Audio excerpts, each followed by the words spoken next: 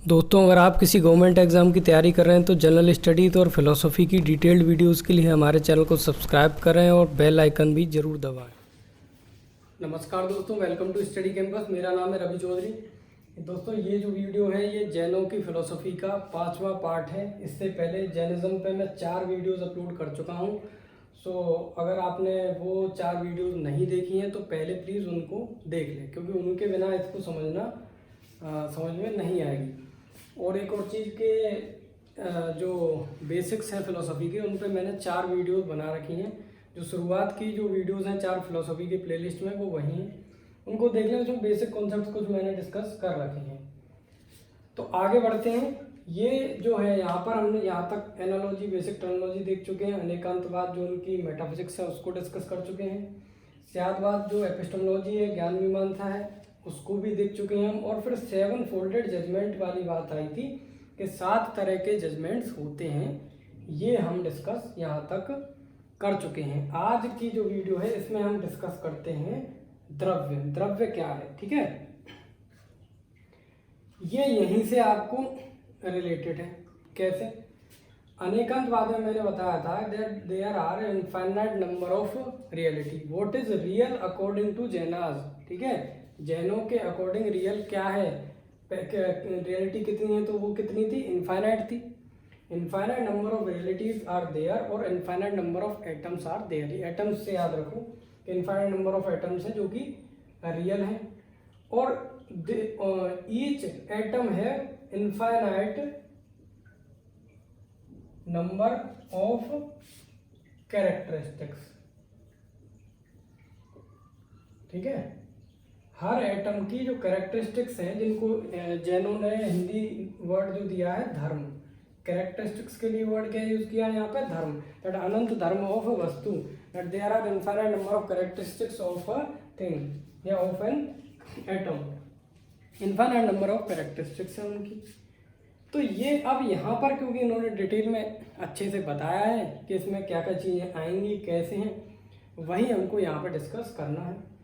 तो द्रव्य का मतलब यहाँ पर क्या है? द्रव्य मीन्स सब्सटेंस, सब्सटेंस और रियलिटी।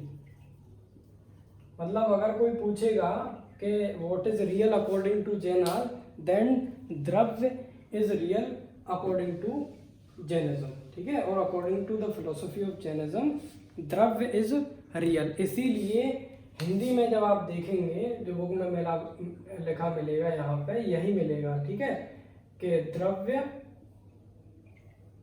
सत्य है, ठीक है। द्रव्य क्या है? सत्य है। द्रव्य इज सत्य। सत्य का मतलब यहाँ पे रियलिटी है। अब रियलिटी और समझिए, रियलिटी का मतलब क्या होता है? Real means that which is independently existing, ठीक है। इंडिपेंडेंटली एग्जिस्टिंग, जो भी चीज इंडिपेंडेंट, जिसका एग्जिस्टेंस है खुद, उसको कहते हैं इनके अकॉर्डिंग रियल, है ना। तो रियलिटी में एक अगर पूछा जाए क्या है, द्रव्य है। अब इस द्रव्य को इन्होंने डिवाइड किया है, ठीक है। द्रव्य को इन्होंने डिवाइड किया है 6 टाइप में, है ना। तो वो 6 टाइप हमको यहाँ पर देखने हैं। लेकिन जो 6 जो द्रव्य हैं या जो 6 जो कैटेगरीज उनकी इन्होंने बताई हैं, उनको 2 में क्लासिफाई कर रखा है। 2 क्लासिफिकेशन है अलग अलग, दोनों क्लासिफिकेशन देखेंगे। तो पहली क्लासिफिकेशन जो देखते हैं द्रव्य की अगर पहली क्लासिफिकेशन देखें तो एक होगी जीव और दूसरी होगी अजीब, ठीक है। एक जीव और एक अजीब। जीव मीन्स कॉन्शियस द्रव्य, अजीब मीन्स अनकॉन्शियस द्रव्य, जिसमें कॉन्शियसनेस नहीं है। तो यहाँ पर जीव में सिर्फ एक चीज आएगी, यही जीव या सूर्य। इस क्लासिफिकेशन में इसमें क्या आएगा, सिर्फ एक चीज आएगी, जीव या सूर्य। और जो अजीब है, अजीब में आएगा पुद्गल या मैटर या एटम, आप इसको कुछ भी कह लीजिए। पुद्गल मैटर या एटम, दूसरा है स्पेस, तीसरा है टाइम, एक है धर्म और है अधर्म। यहाँ पे ये जो धर्म है इसकी अलग ही व्याख्या है, ये इसकी जो इसका जो मीनिंग है वो बिल्कुल डिफरेंट है। ना तो इसमें धर्म का मीनिंग कैरेक्टरिस्टिक्स से है, ना रिलीजन से है, ना किसी मोरल ऑर्डर से है। यहाँ पर कुछ डिफरेंट ही मीनिंग है, वो भी देखना है। तो यहाँ से समझते हुए चलते हैं, ये जो जीव है या सोल है, इसका क्या मतलब है? इसका मतलब है कॉन्शियस द्रव्य, ठीक है। जो चेतन द्रव्य है उसको इन्होंने क्या नाम दिया? जीव। और सरल शब्दों में समझे हुए तो अब क्या है ये? आत्मा। आत्मा को इन्होंने क्या दिया? द्रव्य। और ये आगे क्या कहते हैं? That consciousness is the essence of जीव, ठीक है। जो इसका एसेंस है, एसेंस का मतलब द मोस्ट इंपोर्टेंट क्वालिटी जो है वो क्या है? एसेंस है, वो इसका कॉन्शियसनेस है। मतलब ऐसा नहीं है कि आत्मा के अंदर कॉन्शियसनेस है, rather the soul itself is consciousness, उसका एसेंस ही कॉन्शियसनेस है।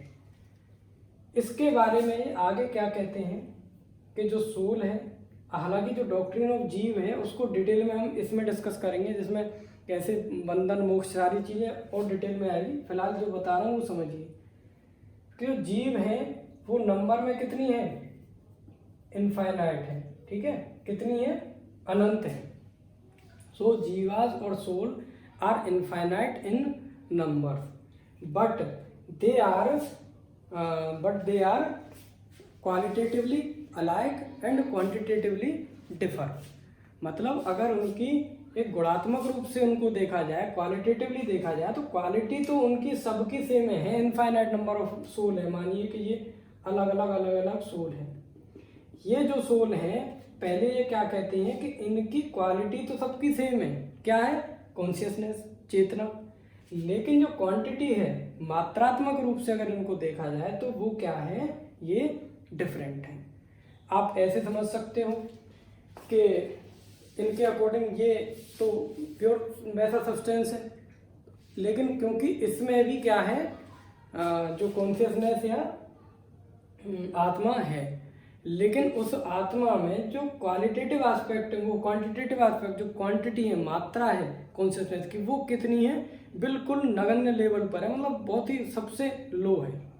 और जैसे अब अच्छा इस चीज में कि ये और कहते हैं कि ये जो जीव है, दिस जीव और soul, all these infinite number of जीव और soul are arranged in an orderly and hierarchical manner, ठीक है। तो एक ऑर्डर में या एक हायरार्की में ये अरेंज है, ठीक है। हायरार्की समझते ही हो गया आप। तो हायरार्की मतलब यहाँ पर निचले लेवल पे जो होंगे उनमें जो क्वांटिटी होगी कॉन्शियसनेस की वो बिल्कुल मिनिमम मिलेगी, जीरो के बराबर मिलेगी, बिल्कुल मिनिमम। और जो जैसे जैसे इस हायरार्की में ऊपर बढ़ेंगे तो कॉन्शियसनेस का लेवल क्या है? बढ़ता चला जाएगा। तो मान लीजिए यहाँ पर कौन है? मैन है। हो सकता है कि मनुष्य में कॉन्शियसनेस का लेवल बहुत ज़्यादा है, यही कोई एनिमल है वो इससे नीचे हो। लेकिन आप बताइए, कमेंट करके बताइए, पहले वीडियो को रोक के।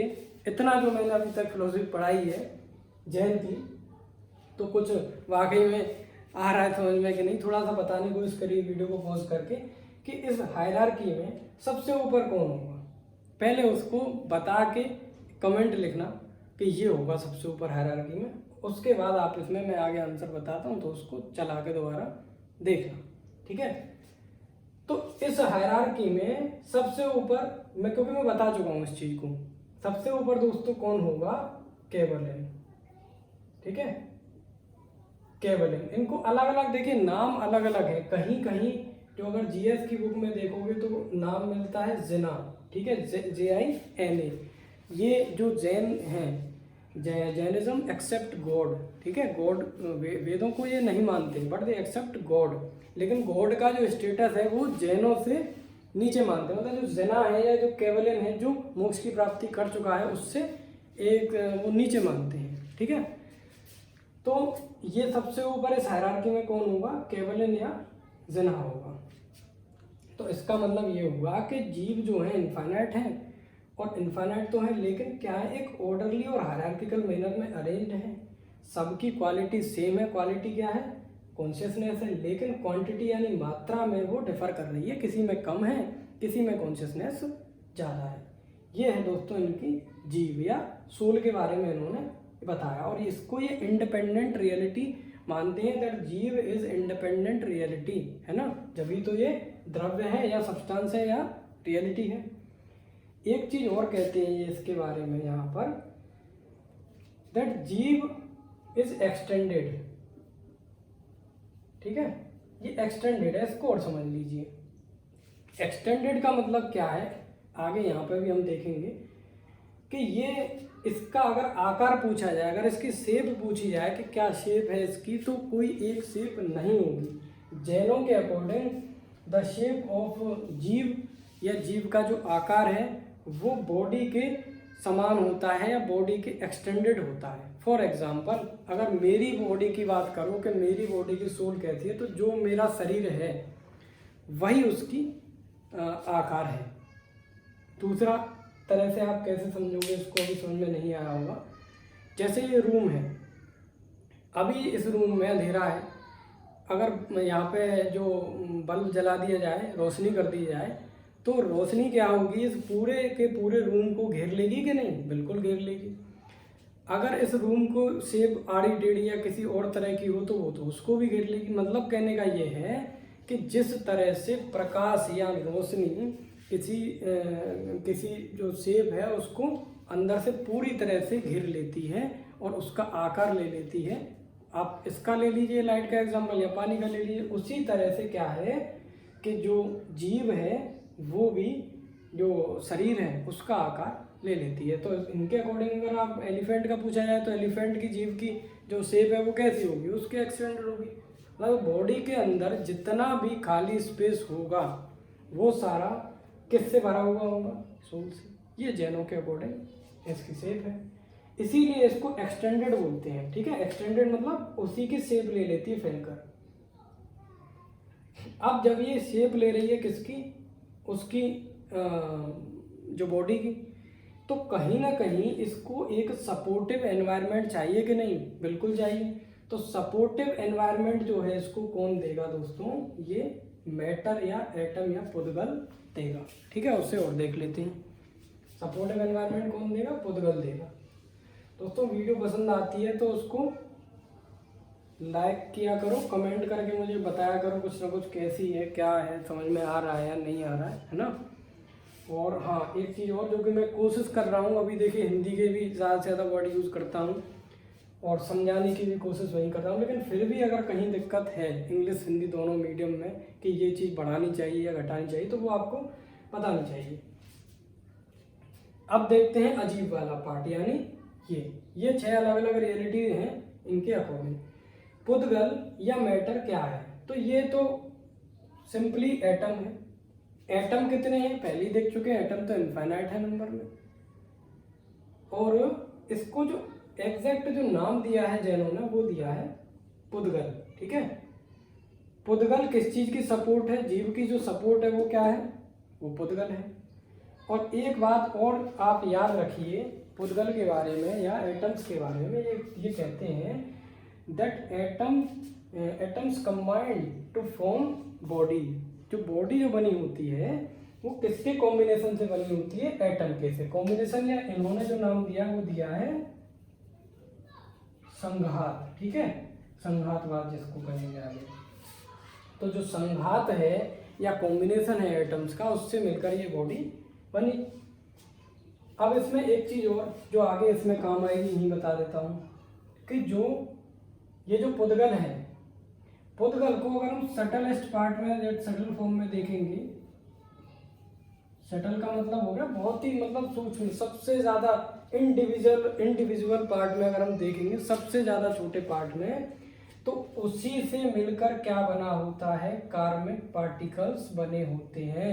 सो karmic particles are made up of subtle atoms. Okay, जो कर्म पुद्गल हैं वो भी, क्योंकि पुद्गल तो नाम में लगा हुआ है ना उनके, तो ये भी क्या है, मैटर है, लेकिन सबसे छोटे, सटलेस्ट पार्ट। और यही हम देखेंगे अगली वीडियो में। ये क्या करते हैं, ये चिपक जाते हैं किससे मिलकर, सूल से स्टिक हो जाते हैं, चिपक जाते हैं। ये रहा पुद्गल। अभी थोड़ा थोड़ा समझ लीजिए स्पेस टाइम। हालांकि स्पेस टाइम के तो कॉन्सेप्ट ही ऐसे हैं, आपने देखे होंगे, कोई कुछ कहता है, कोई कुछ। स्पेस का मतलब किससे, ये जितनी सारी एक्टिविटीज हो रही हैं ये किसी न किसी जगह के अंदर ही हो रही हैं ना, कोई ना कोई ऐसा रूम तो है जिसमें ये सारी एक्टिविटीज चल रही हैं। That is called space. वही इनके अकॉर्डिंग स्पेस है। अब जो स्पेस है यहाँ पर इन्होंने दो तरह के बताए हैं, लोकाकाश और दूसरा बताया है अलोकाकाश। लोकाकाश का मतलब दोस्तों ये है, द वर्ल्ड, ये वो वाला वर्ल्ड है, सॉरी ये वो वाला स्पेस है जिसमें ये वर्ल्ड, द वर्ल्ड ऑफ जीव और द वर्ल्ड ऑफ पुद्गल, ठीक है, एग्जिस्ट। जो पुद्गल का वर्ल्ड है, एटम्स का वर्ल्ड है, या जीव का जो वर्ल्ड है, वो किस में रहता है, लोकाकाश में।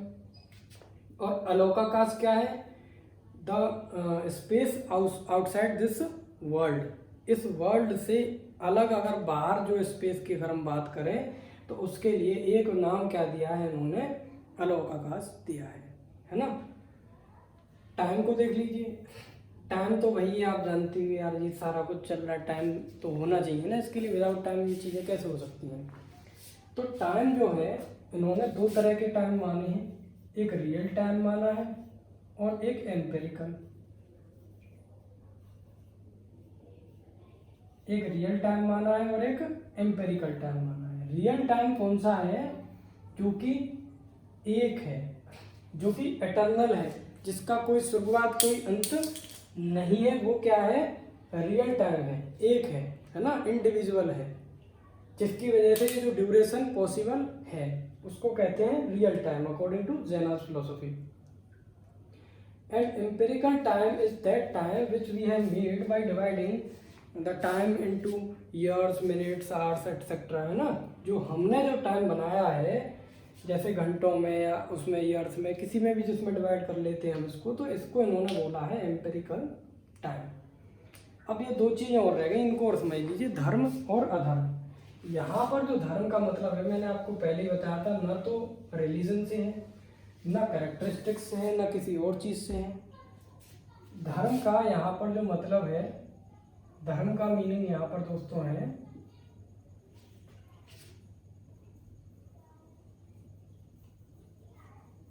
Favourable conditions of movement.